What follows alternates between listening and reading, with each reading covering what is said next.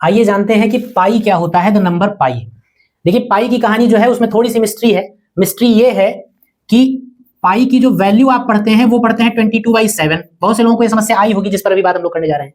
अच्छा, दूसरी चीज, पाई की जो वैल्यू 22/7 आप यूज करते हैं उसमें आप जानते हैं कि 22 एक रेशनल नंबर है और 7 भी एक रेशनल नंबर है, तो 22/7 जो होगा वो भी एक रेशनल नंबर होगा, लेकिन पाई जो होता है वो एक इरेशनल नंबर है। यही मिस्ट्री है। ये बात आपको समझ में नहीं आती है कि अगर पाई की वैल्यू 22/7 है तो फिर ऐसा कैसे पॉसिबल है कि पाई इरेशनल है और 22/7 जो है वो रेशनल है। ये कैसे पॉसिबल है? ये ऐसे पॉसिबल है, इस बात को आप ऐसे समझिए कि पाई की एक्चुअल वैल्यू 22/7 नहीं होती है। इस बात को आप ध्यान रखिए। पाई इज इक्वल टू 22/7 केवल कैलकुलेशंस को इजी करने के लिए यूज किया जाने वाला एक रेशियो है। अदरवाइज पाई और 22/7 दोनों की वैल्यू अलग अलग होती है। ये अप्रोक्सीमेट वैल्यू है पाई की। वैसे अगर आप देखें तो 22/7 को अगर आप कैलकुलेट करें तो इसकी वैल्यू जो आती है वो आती है 3.142857 एंड सो ऑन। इसी तरीके, लेकिन अगर पाई की वैल्यू की बात अगर आप करें तो पाई का जो भी एग्जैक्ट रेशियो है, एग्जैक्ट तो वैसे कुछ है नहीं, लेकिन जो सबसे क्लोजर अप्रोक्सीमेशन है, उस अप्रोक्सीमेट रेशियो को जब आप सॉल्व करते हैं तो पाई की वैल्यू आपको मिलती है 3.141592 एंड सो ऑन। क्या फर्क है दोनों में?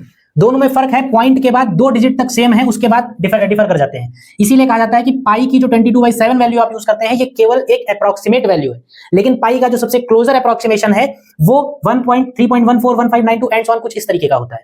और इस डेसिमल की खास बात यह है कि इस डेसिमल के बाद जो नंबर रिपीट हो रहे हैं, जो नंबर आ रहे हैं, पहली बात तो ये डेसिमल कभी भी टर्मिनेट नहीं होगा, और दूसरी बात ये नंबर डेसिमल के बाद आने वाले नंबर जो है वो रिकरिंग नहीं है, रिपीट नहीं हो रहे हैं।